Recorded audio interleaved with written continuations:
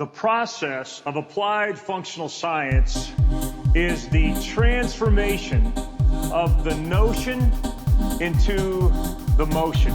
From Gray Institute, I'm Barb, and this is the Gray Institute podcast.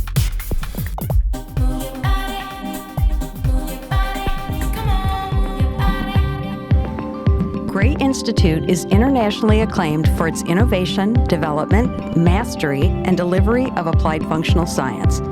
AFS is based on scientific truth, not theory, on how the human body moves in all three planes. AFS allows movement professionals like you to apply the best, most effective, and most efficient movements to any individual based on specific needs and goals. For 40 years, through training, education, and mentorship, Gray Institute has equipped over 150,000 professionals with comprehensive knowledge in the principles of applied functional science.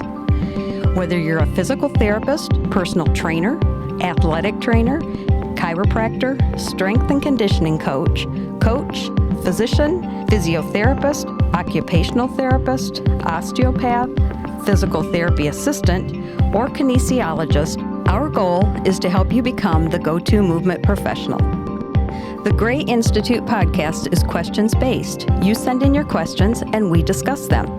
We join Gary as he discusses optimal body movement and function for our clients. If you're listening and have a question, email them to info@grayinstitute.com. From Gray Institute, I'm Gary Gray, and this is the Gray Institute podcast. Hey, welcome everyone. If you're listening to this real time, we realize we're in a situation we've never ever been in before. And if you would have told any of us 3 or 4 months ago this would be the situation we were in, we would significantly doubt that. So I just hope and pray all of you are staying healthy. What's been impressive to me is how many of you are reaching out and helping others. And that's really incredible. I was on a Zoom last night where I found out a couple of my friends are volunteering time at the ER, and one therapist went back to be a nurse again and is on the front lines. And another one of our facilitators for GIFT is doing the COVID-19 tests. So a lot of people doing a lot of cool things, and that's, I believe, evidence not of the human mind and not of the human body, but of the human spirit.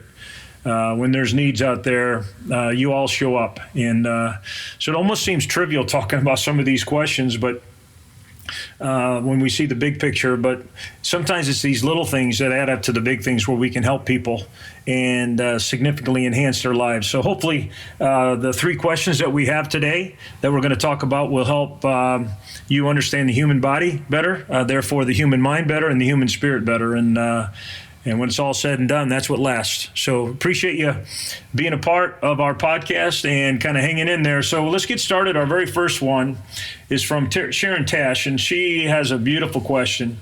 And I'll just kind of read it. It's a little long, but I think it gives us context. It says, hi, I'm working on the CAVS course right now, and I have a question. CAVS is our certification of applied functional science. We have 2 main certifications.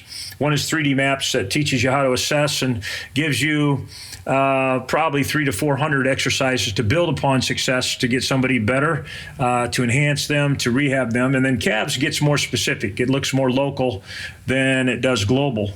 So I'm very impressed that Sharon is taking time to learn that.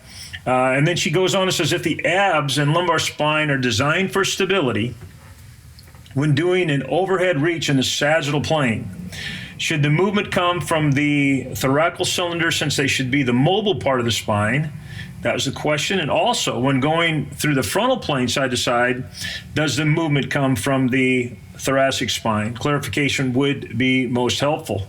And then she adds, which is a key add, I work mostly with women 50 and over, and the average age is 65, and a very kind thank you. Well, first of all, Sharon, thank you. And let's kind of go through a couple assumptions. There's a group out there that kind of goes through this mobile, stable thing through the body, where the feet are theoretically mobile, and then the knees stable, then the hips are mobile, then the lumbar spine's stable, and then the thoracic spine's mobile, and then and that's That's a huge misconception. The key is every joint should be mobile and stable at the same time. And so there's no such thing as, well, the lumbar spine should be stable. In fact, when the lumbar spine is too stable in certain planes of motion, and you mentioned the two, interestingly enough, the sagittal and frontal, that's when it gets beat up. And so part of that is our description of stability. A lot of people think stable is the lack of movement. So that's why I think this group looked at the knee and didn't see it move in three planes of motion as much as the hip. Saw the hip move a lot in three planes of motion, therefore it's mobile. Looks at the lumbar spine, it doesn't move hardly at all in the transverse plane, therefore theoretically stable. Thoracic spine moves in all three planes of motion, therefore mobile. So not a good thought process. The thought process has to be, all joints have to be mobile and stable at the same time. In other words, it's the control of motion that's key. And then biomechanically, we need to know what motion is available. So let's go to the lumbar spine. The lumbar spine is kind of the coolest linkage system we have in our body. Maybe the only thing that I get a bigger jolly out of is the subtalar joint. But when you look at the lumbar spine, the facets and the disc and just the orientation of the ligaments and the muscles, we realize it's been beautifully designed to convert what's happening upstairs in our trunk to what's happening downstairs, our hips and our knees and our feet and the ground reaction force, and to convert what's happening downstairs to upstairs. Now, because we see a lot of people with low back problems, a lot of people would say from an engineering biomechanical standpoint, it was a poor design. I totally disagree with that. It's probably the most efficient and miraculous designs we have. Because what it does is, because of the facet orientation, it limits the amount of transverse plane motion. All that means is if, let's say, L4 barely rotates, then L5 has to begin rotating. And if L5 rotates, then the sacrum's got to rotate. And if that sucker's rotating, we know the pelvis is rotating. And if that's rotating, we know the hip's supposed to be rotating. So before we get into the sagittal frontal planes, it's critical that we understand the importance of the transverse plane. The lumbar spine is a transverse plane converter of force. And we realize that most of our force with walking, throwing, hitting, punching, dancing, jumping is in the transverse plane. That becomes significant. Therefore, we have to have huge mobility and stability in our hips in all three planes of motion, of course, primarily the transverse, and in the thoracic spine, again, predominantly the transverse. Because if the thoracic spine has a little bit of limitation in the transverse plane, and the hips do as well, and you simply just take a walk, the lumbar spine is going to take an unfair hit. That's why we call it a chain reaction. That part of the chain is going to say, whoa, wait a minute. Our links are getting beat up while the links above aren't doing what they're supposed to do, and the links below aren't supposed to do what they're supposed to do. Now, that's going to help us with our answer.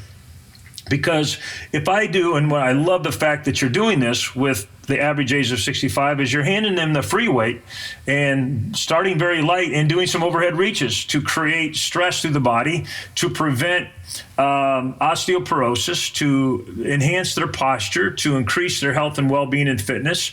And basically, there's never a time to stop with that kind of weight training. So kudos to you. That's awesome.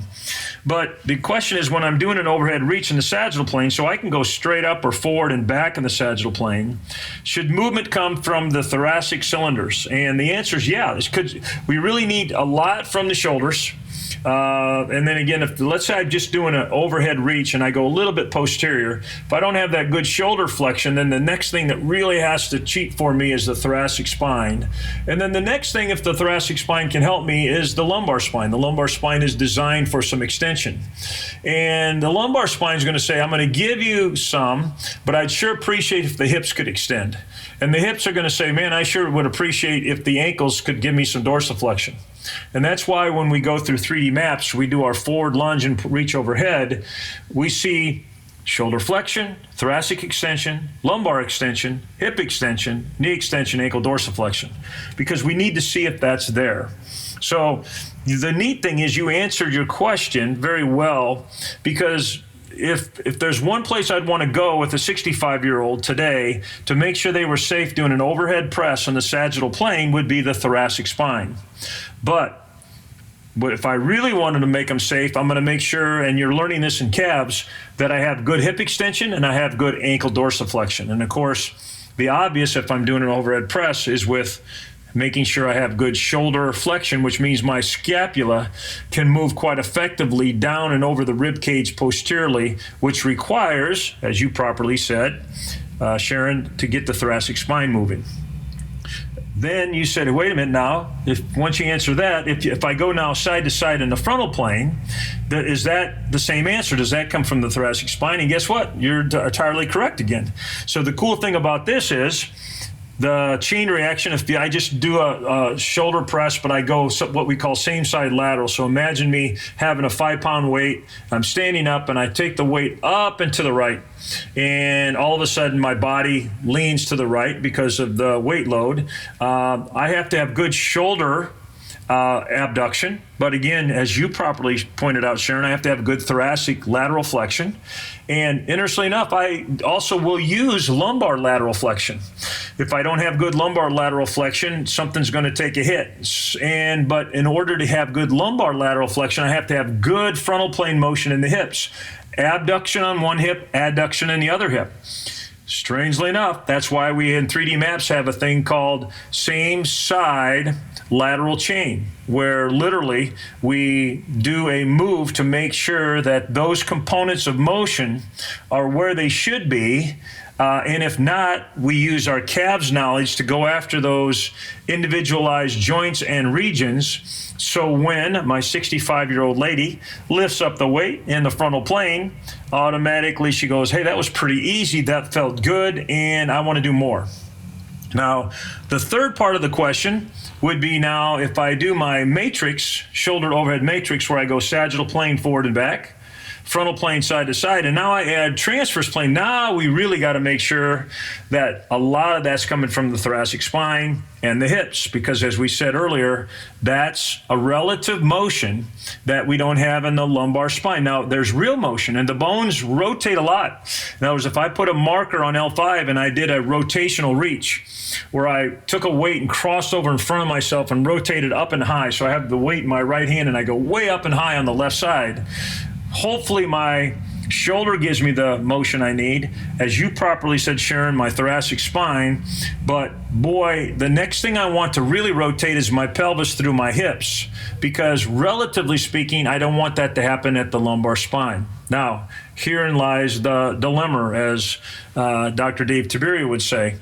Most of us, even younger, don't have good motion at the subtalar joint and the hips and the thoracic spine because of what we do all day long.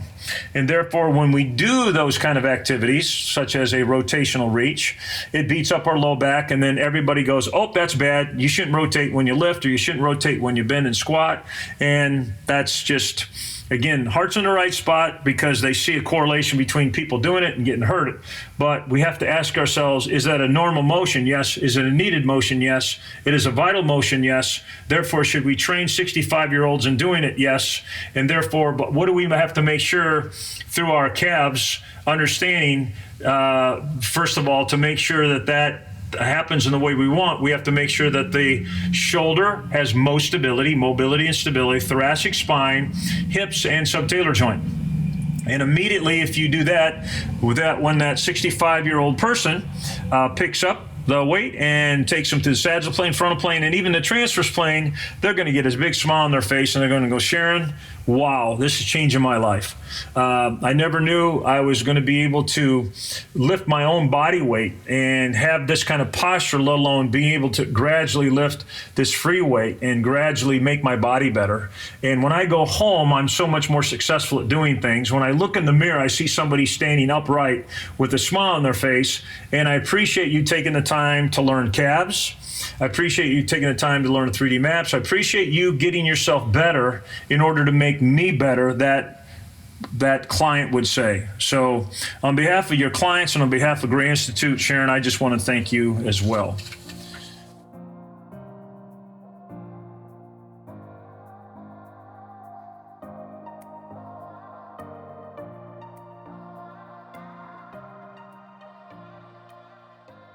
Question 2. All right, we're humming now. Question 2 actually comes from one of our gift fellows on behalf of a friend's son. So this is kind of cool. I love getting emails like this because somebody's saying, hey, could you help a friend of mine out? And it's not only a friend of mine, but it's her son. So, and this is from our gift fellow, Fiona Cressy, who has probably one of the coolest cats in the world by the name of Tasha. And we call her Fee. We call Fiona Fee. And then Fee says this, on another note, could you help us with something? I have a friend's son who's wanting to study physio, physical therapy here in the fall, asked me for some information about what exactly is over-pronation. And she said, well, I can send you to the website at Gray Institute. You can do a search online and da-da-da-da. But she said, you know what? I would like to just reach out to Gary and see if he would be willing to answer that. And I said, that's such a great question. If you don't mind, I'm going to use it for a podcast. So here's the podcast answer.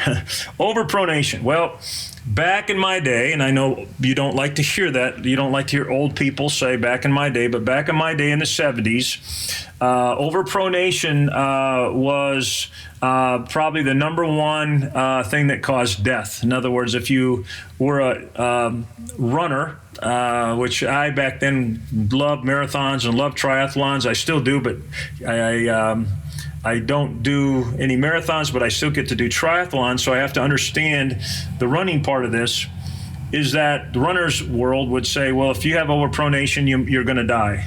So back then, shoes were made for overpronation. Orthotics were sold for people with overpronation. And if you look deep into it, no one knew what overpronation meant. Now, we first of all have to describe what pronation is to describe what's over and under pronation. So pronation is a triplane motion that occurs when the foot hits the ground and the body collapses because gravity and ground reaction force.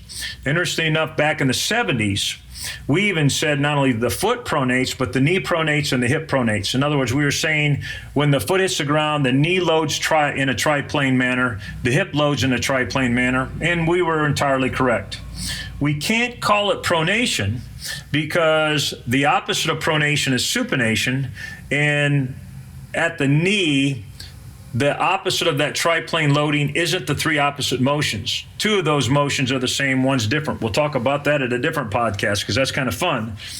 But when gravity comes together with mass and momentum comes together with ground reaction force, the heel everts and the mid-tarsal joint unlocks, and the talus falls down and in, and the lower leg rotates in, and the knee flexes and internally rotates and goes through abduction, and the hip goes through flexion, adduction, and internal rotation. And hopefully if you're listening to this and you're not familiar with all that, you're saying, I'm lost, and you don't have to be lost. All you have to do is stand up and just collapse, almost collapse, and just see everything collapse, and you'll see all those motions occur. And so pronation is a necessary huge benefit that happens passively for free with walking and running. And we'll many times get up in a seminar and I'll say, I'm walking and my heel everts, my mid-tarsal joint inverts, my ankle plantar flexes, then it dorsiflex, my rear foot internally rotates, my forefoot externally rotates or abducts. My knee flexes, my knee abducts, and my knee internally rotates. My hip flexes, my hip adducts, and my hip internally rotates. And can anybody tell me what muscles cause those motions to occur at those joints and those planes? And the answer is there are none. All of those are given for free. So pronation with walking and running is given for free. And interestingly enough, the motion of pronation literally turns on proprioceptors to turn on muscles to control pronation. So we need to control pronation because the goal of the human body and of the foot and the knee and the hip is to get the leg stable enough, still mobile stability. You have to keep remembering that, not that it's rigid, that I can propel off a leg that doesn't feel like I'm walking on sand. And so when we saw feet that maybe rolled in too much and got too flat and too mushy, we go, oh, we have a foot that's overpronated. The problem with that is some feet that pronate a lot really add to the athleticism of the individual they're hooked onto. And if you were like me back in the 70s, you'd panic and you'd look at the book definition of overpronation, and you would buy a anti-pronation shoe or design an anti-pronation orthotic and stick it in there and hope and pray that it would work. And many times it definitely would limit the pronation, but because the pronation was a natural loading for a natural exploding, it stole from Peter to pay Paul. In fact, I would say it stole from Peter and stole from Paul, because now the knee didn't function the way it needed to function. The hip muscles weren't turned on the way they should be to produce power, and this person got beat up. Yes, clinically, if you looked at their foot in the shoe and or on the orthotic, it looked like less eversion or less component of pronation in the frontal plane. And we go, whoa, this is going to help. But now we go, nope, that's not good. So grossly, the definition of overpronation is too much pronation that the body can't then supinate to take advantage of that motion and allow efficient and effective gait. And so what is that? Well, the problem with that is that is a lot of things. It could be caused from what's happened at the trunk, the hip, more the foot, the opposite side hip, the shoulders themselves could literally cause the limb and especially the foot to pronate so much that it can't then decelerate all of that pronatory motion, that it cannot then explode and allow us to propel off what we call a rigid foot. By that I mean one that's stable at the mid-tarsal joint. So exactly what is overpronation?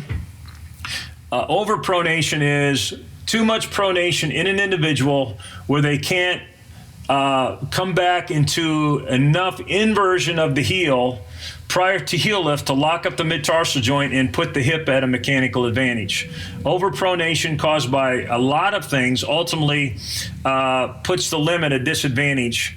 And we therefore have to determine the cause of the overpronation, treat the cause in order to then get the leg to pronate when it should, supinate when it should. Another way to say that in the frontal plane is evert when it should at the subtalar joint, invert when it should, to create a mobile adapter at first and then a stable propeller at the end to propel off to get on the other foot.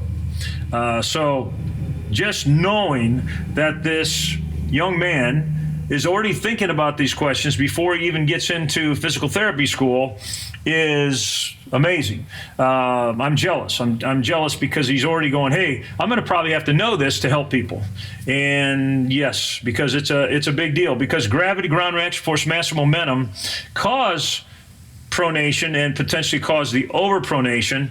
We have to know that. We have to know the physics of that. We have to know the biomechanics of that in order to say, I'm going to see a lot of people with this problem. I better figure out how to solve it. So hopefully that was a good start to get you thinking about that. If we want to go deeper into all the components of pronation and all the components of supination at the foot and triplane loading and unloading at the knee and the hip, we definitely can do that. But right now, I think that's a good way if you get your hands around what pronation is and therefore what overpronation is. That's a good foundation to take you to the next level. So, Fee, thanks for contacting me on behalf of your friend's son, and we'll make sure we get this to you so you can get it to your friend's son. And if he has any follow-up questions, it would be an honor for me to try to answer them.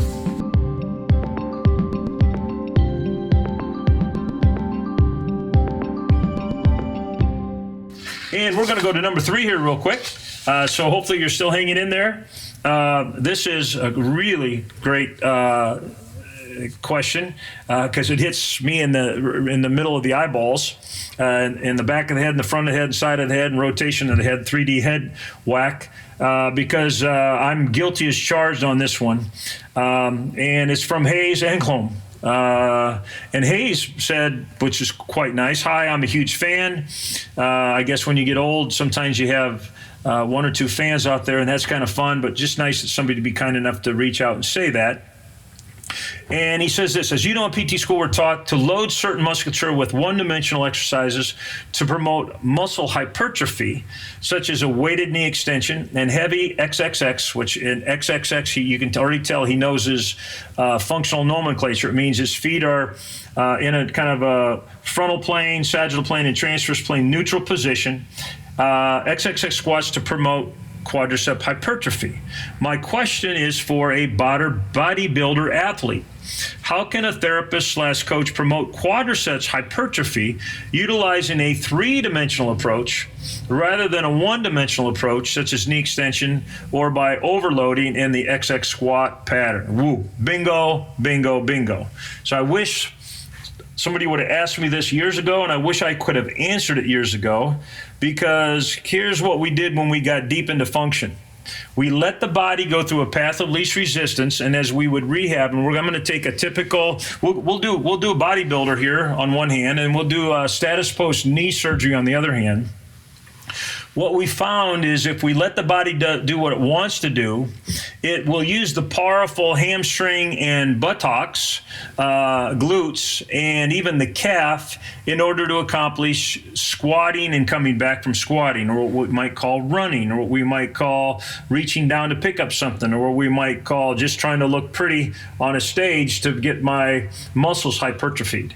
And so Hayes does a beautiful job saying, wait a minute, there's got to be a better way than just cranking on a knee extension machine, because those of us who have done that for a few years realize we're tearing up the patellofemoral joint. We're actually teaching the quad to do something that it really doesn't do, and that's concentrically extend the knee. The quad, mostly in function, decelerates knee flexion, knee abduction, knee internal rotation, and there's many other muscles that actually are knee extensors, and the main muscle would be the soleus. Whole nother discussion for a whole nother time, but let's answer the question. So a three-dimensional approach basically says this: even if I do an XXX squat, my quad is decelerating knee flexion, and so are all the other muscles in the body. So calf is decelerating knee flexion, the glutes are decelerating knee flexion, the hamstrings are decelerating knee flexion, even the intrinsic muscles of my feet are decelerating knee flexion. Well, if you have all these friends that help you decelerate knee flexion, it's going to be really hard for you to begin to develop what we call hypertrophy. Or, better yet, if you're rehabbing somebody and they're making good functional gains, but you don't tweak out the friends, you will have, relatively speaking, at about 4 or 5 months down the road, let's say an ACL reconstructed knee, you will have thigh atrophy. And so you're going to have to say, is that more quad, more hamstring? And as you get deep into it and you even look at some of the MRI stuff, it's quad. And so we say, okay, what didn't we do well? Well, somebody might say, well, Gary, I know you're against knee extension, so you should have done knee extension. I go, boy, I'm not so sure about that yet. Or I think you got to go XXX and beat them up with really loaded squats. I'm going, I'm not sure that's the way to go either. And so somebody would say, well, what do you need to do? Well, we'll ask the quad. And so we'll say, quad, how can I get you big and strong and bulky? And the quad's going to say, it's pretty easy. Take away my friends. And I go, oh, what do you mean? Well, you can even feel this, so hopefully if you're watching this driving, you don't try to feel it. But if you're at home and you can stand up, it's real easy to feel. So just go ahead and do a single leg squat, just a moderate one, just partway down, just go down and up, down and up, down and up, and everybody's working, okay? Now do me a favor, reach your hands down forward towards the ground and do the squat again. All of you will squat down further. Why? Because you're basically tweaking in the butt. So you're lengthening the posterior butt and hamstring. You're putting it at a mechanical advantage. So when you go down, your body feels more comfortable, go down further. Now, the other extreme of this is take your hands, put them straight to the ceiling, and actually take your hands back like you're actually going to put them on a wall behind you. Pretend like there's a wall 6 inches behind you, and what you're going to do is you're going to squat now with your hands kind of like touching the wall, even though there's not a wall there. 100% of you will not hardly even squat down much. It'll be, whoa, what happened here? Well, by forcing the hip to stay extended, which you're doing subconsciously by getting the hands overhead and back, you're taking away all of the quadriceps friends. Now, there's a place where maybe your hands are straight up, or maybe a little straight up and a little bit anterior, where you can get in some of a squat and you're bringing a little bit of the friends in, but now you're actually facilitating more quad. Another way to do that is a tweak in the frontal plane. So if I'm on my right foot doing single leg squats and I take my hands and I have them overhead and I drive them to the left, the opposite of what foot I'm on, you can see that I'm adducting the right hip. And in that case, I'm asking the right hip to help me with the squat, and it will. Although if I keep my hands in the frontal plane, I'm taking the butt out of it in the sagittal plane a little bit. So if you kind of do that and you feel your hands go forward, that's natural, you'll squat pretty good. If you then take your hands way the other way, now you got to take them way the other way to actually keep the lever arm the same.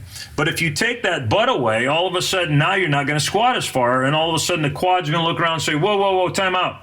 You just took away my best friend, the butt, in the frontal plane. And so now you're putting more emphasis on me functionally. And we say, yeah, that's what we're after. And then the third plane of motion, and again, that's why I love the way Hayes asked this, is there a three-dimensional approach, is I'm still on my right foot, I'm doing baby squats, I take my hands, put them out in front of me, and I rotate my hands as far as I can to the right. Now, immediately you'll look down and go, wait a minute, I just internally rotated my right hip, and you'd be entirely correct. And therefore, if you were my butt, my glutes, you would say, you just eccentrically lengthened me. And I'd say, correct. And the butt would say, well, you just did that in the frontal plane, and I was better at squatting. You just did that in the sagittal plane when you reach your hands down to the floor, and I was better at squatting. So I bet if you load me in the transverse plane, I'll be better in squatting. And we'll say, well, let's go ahead and do it. So you squat down, come back up and go, yeah, I feel more powerful. You already know where we're going. We're going to take our hands and rotate them as far as we can to the left. You got to really rotate way to the left. And now be very careful on this one because now you're at a huge mechanical disadvantage.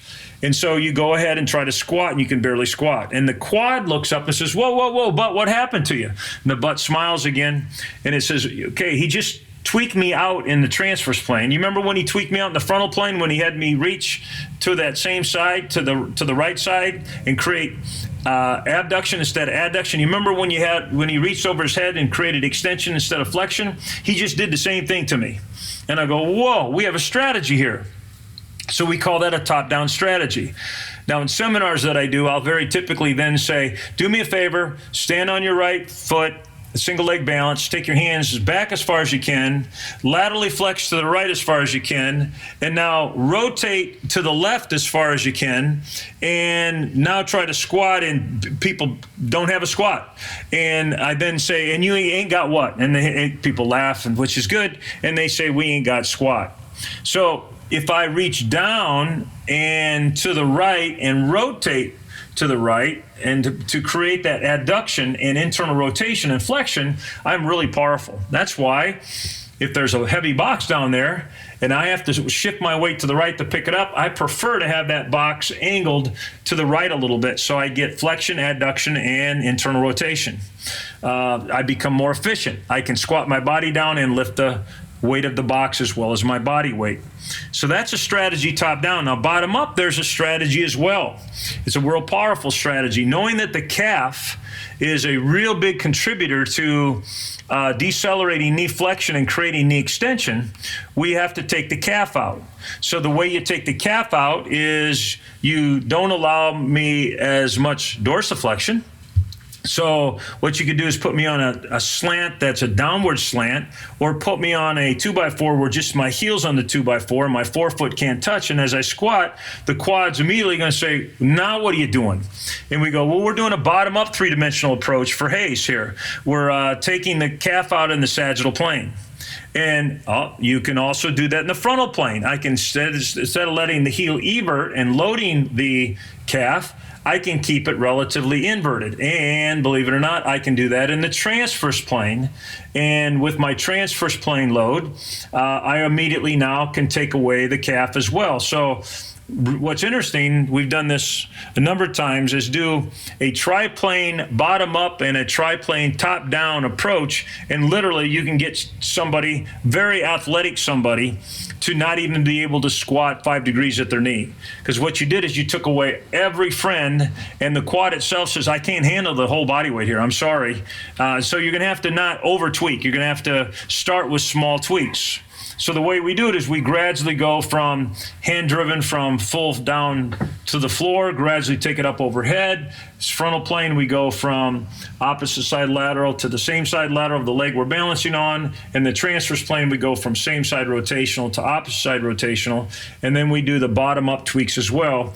And we immediately get hypertrophy of the quad. Now, this is hypertrophy that is functional hypertrophy. In other words, it adds to the function of the person because it's teaching the quad to do what it really does.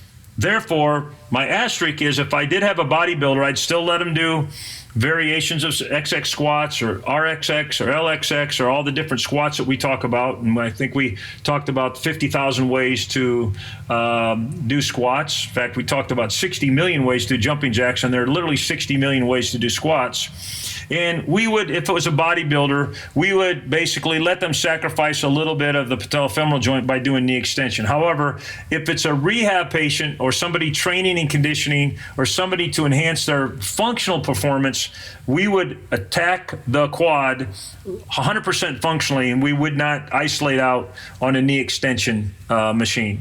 That's just our preference. So Hayes, great question. Hopefully that was somewhat helpful. So 3 wonderful questions during a time when we even wonder, are we asking the right questions? And I think if we're asking questions in order to enhance somebody else's life, we're answering the right questions. It's interesting. A lot of people think they have to do something huge to be the hero. And you don't have to do something huge. Sometimes it's something really little. Checking on somebody, make sure they're okay. Taking something and leave it on somebody's porch with a nice note. Just trying to figure out who might need a mask and get them a mask. Little things, huge. And of course, we have a lot of people doing huge things that are on the front line, cleaning hospital rooms and being the nurses and the doctors and the people who deliver food and people who are really essential to our life. And we want to take this time to thank them. There's no way we're going to be able to thank them enough. I just hope and pray we maintain the appreciation we have for them when this problem is hopefully past us. We just hope and pray you and your family stay safe. We thank you for joining us on this bad podcast, and we just thank you for always trying to perspire and enhance your own abilities in order to inspire, helping others out, serving others, and revealing acts of generosity. If you haven't joined us in our freetoplayathome.com, feel free to do that. We have a lot of matrix plays, some cool sign language, some cool AFS strategy, and of course, acts of generosity that are a lot of fun to follow along. Thanks again, and be happy, be healthy, and be hopeful. And hope is our ability to ultimately help others. Thanks, you all, for all you're doing. This is Barb. Thanks for joining us here on the Gray Institute podcast. At Gray Institute, our goal is to do one thing the best we can, and that is to help you become the go-to movement professional. If you have questions for future podcasts or questions about anything Gray Institute offers, including education, live or online specializations, or mentorship, please email us at info@grayinstitute.com. If we use your question on air, we'll send you some cool stuff. Be sure to look for our next podcast coming soon. Have a great day.